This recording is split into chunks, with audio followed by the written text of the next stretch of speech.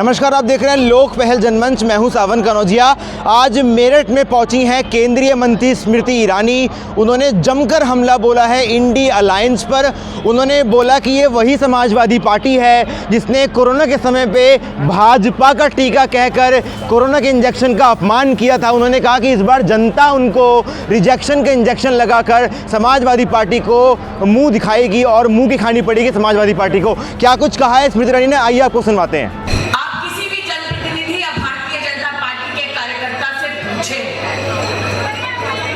जब मौत मंडरा रही थी सर पर, तब न सपा का कोई कार्यकर्ता दिखा न बसपा का।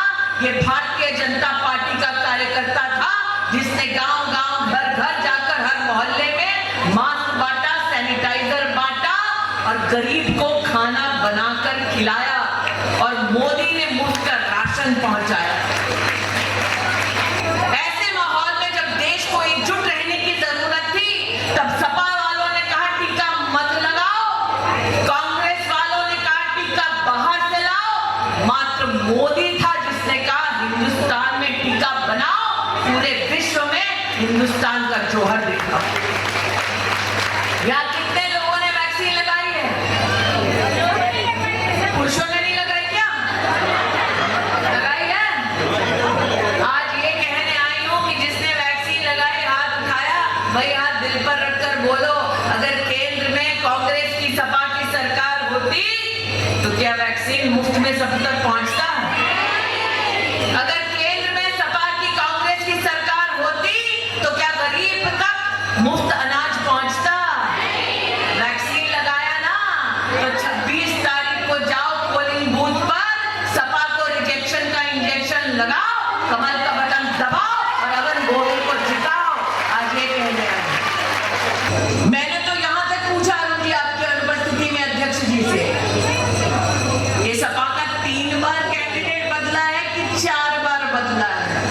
उन्होंने कहा दीदी नहीं, 3 ही बार बदला है। फॉर्म भरने की तारीख समाप्त नहीं होती तो क्या पता और बदल जाता। तो आपके यहाँ पर सपा उम्मीदवार पे उम्मीदवार बदल रही है, मेरे यहाँ पर कांग्रेस उम्मीदवार भी घोषित नहीं कर रही है। लेकिन उम्मीदवार घोषित ना करना, मैं मीडिया के बंधुओं से विशेष कहना चाहती हूँ, उसमें हिचक मात्र एक है, क्योंकि पहले उन्हें वायनाड का चुनाव लड़ना है, फिर उत्तर भारत आना है। और वायनाड में वो कैसा चुनाव लड़ रहे हैं? वायनाड में पीएफआई नाम का आतंकी संगठन है जिस पर प्रतिबंध लगाया है भारत की सरकार ने। उसके राजनीतिक नेताओं के समर्थन से राहुल गांधी वायनाड में चुनाव लड़ रहे हैं।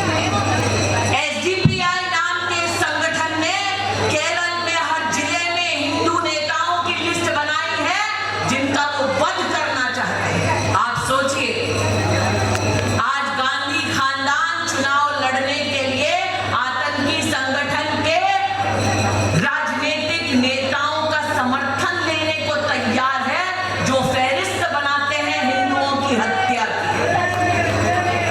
और इसीलिए आपको सोचना है कि जिनको सत्ता की इतनी भूख है कि वो आतंकवादी संगठन का भी समर्थन ले लें, क्या ऐसे लोग हमारे लोकतंत्र के लिए खतरा नहीं है? आपको आज सावधान करने आई। आपका वोट क्या मायने रखता है? जिंदगी और मौत के बीच का अंतर है आपका वोट। आपका वोट क्या मायने रखता है? संविधान के संरक्षण और संविधान को जलाने वालों के बीच का फर्क है आपका वोट। और दुस्साहस कांग्रेस पार्टी का देखिए इतना बढ़ गया कि कांग्रेस के राष्ट्रीय अध्यक्ष जाकर कहते हैं धारा 370 हट गई तो हिंदुस्तान में किसको क्या फर्क पड़ता है। नौजवान यहाँ उपस्थित हैं, महिलाएं यहाँ उपस्थित हैं, उनसे पूछना चाहती हूँ, धारा 370 हटी, कश्मीर से कन्याकुमारी तक देश एक संविधान की छत्र छाया में आया, क्या ये हर हिंदुस्तानी के लिए गौरव का विषय है या नहीं है?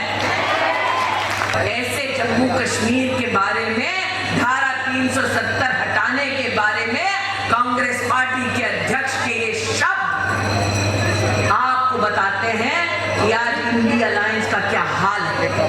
और उनका अहंकार ऐसा कि वो भगवान के अस्तित्व को की कोर्ट में नकार देते हैं। लेकिन प्रभु हमारे उदार हैं, जिसने नकारा उसको भी प्राण प्रतिष्ठा के समारोह का आमंत्रण मिला कि नहीं मिला। लेकिन कांग्रेस का अहंकार देखिए, प्राण प्रतिष्ठा समारोह का न्योता तक ठुकरा दिया। अरे जो भगवान को ठुकरा दे वो इंसान का क्या खाक हो पाएगा। इसलिए नागरिक, मोदी ने कहा राष्ट्र का उत्थान करना है, तो महिला का उत्थान छोड़ो, महिला के दम पर पूरे हिंदुस्तान का उत्थान करो। ये सोच हिंदुस्तान में पहली बार नरेंद्र मोदी लेकर आए। ये कोई सोच नहीं सकता था कि हमारे देश में 24 करोड़ महिलाओं का जीवन में कभी बैंक का खाता तक नहीं था। मोदी ना आते तो ये भी मुमकिन ना हो पाता। इसलिए आज नरेंद्र मोदी के प्रति, जैसे तोमर साहब ने कहा, महिलाओं का वोट परसेंट बढ़ता है, उसका पहला कारण शौचालय बनाना और दूसरा कारण ये कि जिसने हर घर की बेटी को लक्ष्मी स्वरूपा माना, ऐसे भाई के सर पर हमेशा बहनों का आशीर्वाद रहेगा। इसलिए आज अरुण जी साक्षात मैंने देख लिया कि अनुभवी बहनें और फर्स्ट टाइम वोटर लड़कियां पूरे जोश के साथ एक छत के नीचे आएंगी। इसी को देखकर दोबारा कहने का मन करता है, मोदी है तो मुमकिन है। बहनों से कहना चाहूंगी, चुनाव में पोलिंग के दिन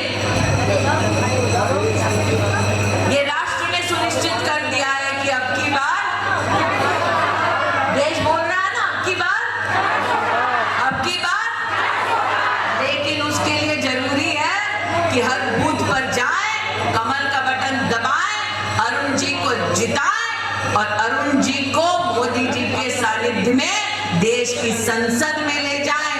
आज बहनों को यही निवेदन करते हुए अपनी वाणी को विराम देती हूँ। जय हिंद, जय भारत, बोलो भारत माता की। तो आपने सुना स्मृति ईरानी को, जिन्होंने मुखर होकर इस बात को बोला है कि महिलाएं साथ हैं प्रधानमंत्री नरेंद्र मोदी के। उन्होंने कहा है कि उज्ज्वला गैस सिलेंडर की योजना, तमाम ऐसी कई योजना हैं जिससे भारत की महिलाओं को प्रधानमंत्री नरेंद्र मोदी ने अपनी मातृशक्ति को सीधा लाभ पहुंचाया है और यही लाभ इस बार वोट में तब्दील होकर प्रधानमंत्री नरेंद्र मोदी को तीसरी बार भी प्रधानमंत्री बनवाएंगे। बहरहाल आप देखते रहिए लोक पहल जनमंच। सावन कनौजिया, हरदीप सिंह के साथ, मेरठ।